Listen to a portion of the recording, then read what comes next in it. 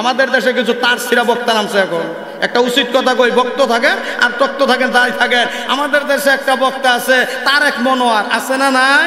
যার মাহফিলের ভিতরে হাজার হাজার লক্ষ মানুষ হয়, লক্ষ লক্ষ মানুষ হয়, এটা বক্তার জন্য, বড় বক্তার জন্য কোনো টাইটেল না। পানির উপরে হাইটা গেলে বড় পীর হয় না। যদি পানির উপরে হাইটা গেলে বড় পীর আর বড় আলেম হইতো, এই দেশের ভিতরে পাতি হাঁসের চাইতে বড় আলেম তালাশ করে পাওয়া যাইতো না। কথা বোঝে না নাকি এরা? পানির উপরে হাইটা যাওয়া এটা আলেমের জন্য কোনো কারামতি না। শয়তানও হাঁটতে পারে, পাতি হাঁসও যাইতে পারে। বড় আলেমের পরিচয় হলো কার মধ্যে কতটুকু রসুলের সুন্নত আছে। যার মধ্যে যত বেশি সুন্নতের আমল পাওয়া যাবে আল্লাহর কাছে সে তত বড় বুজুর্গ। এই তার সিরা তারেক মনোয়ার এক বক্তব্য দিচ্ছে, আপনারা ফেসবুকের সাথে যার সম্পর্ক আছে দেখবেন আমি তার সিরা বলি। এই সমস্ত বক্তার থেকে দূরে থাকেন। এই বক্তা মন্তব্য করেছে, ফেসবুকে আসছে, মদিনাতে এমন ভূমিকম্প হবে, অধিক পরিমাণে ভূমিকম্প হওয়ার কারণে মদিনাতে কোনো মানুষ থাকতে পারবে না। এই বক্তা বলেছে মসজিদে নববীর উপরে কুত্তায় প্রস্রাব করবে, তারাবার মতো লোক থাকবে না। চিৎকার দিয়ে বলেন নাউজুবিল্লাহ, নাউজুবিল্লাহ।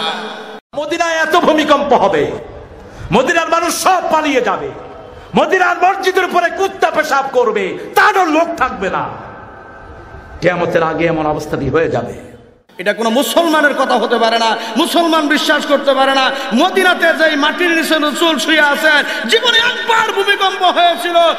হযরত ওমরের খেলাফতের আমলে লাঠি দিয়ে গুতা দিয়ে জমিনকে সাবধান করে দিয়েছিলেন, এ মদিনার মাটি থেমে যা, চুপ হয়ে যা, তোর সাহস কত? যেই মাটির ভিতরে আমার নবী শুয়ে আছে এই জায়গার ভিতরে ভূমিকম্প হয়, থেমে যা, চুপ হয়ে যা। ওমরের লাঠির গুতা খায়া আজ থেকে 1400 বছর আগে মদিনার মাটি স্থির হয়েছে, আজ পর্যন্ত ভূমিকম্প হয় নাই। মুফাসসিরিনে কেরাম বলেছেন, দার্শনিকরা বলেছেন 1400 বছর হয়েছে ভূমিকম্প হয় নাই। আল্লাহর কসম কিয়ামত পর্যন্ত মদিনাতে কোনোদিন ভূমিকম্প হবে না। এই কথা যারা বলে ওরা সুস্থ না, ওরা হলো তার সিরা। কথা বলেন না কেন? কথা বলেন, কথা ঠিক না? ঠিক। আর এক পাগল আছে আমাদের দেশে এখন। প্রথম শুনলাম মৌলানা আমির হামজা, এরপর আইলো মৌলানা মুফতি আমির হামজা, এরপরে লাগে মৌলানা হাফেজ মুফতি আমির হামজা। ও মুসলমান, কারো গীবত করছি না, বাস্তবতা ঈমান রক্ষা করতে হবে। এই তার সিরা পাগল বক্তা বলে আল্লাহর কোরআন ধরতে হইলে ওযু লাগে না।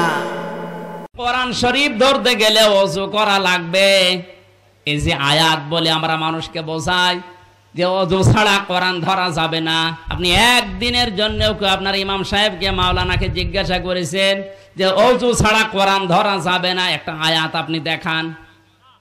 নাউজুবিল্লাহ বলবেন না, জোরে বলবেন না।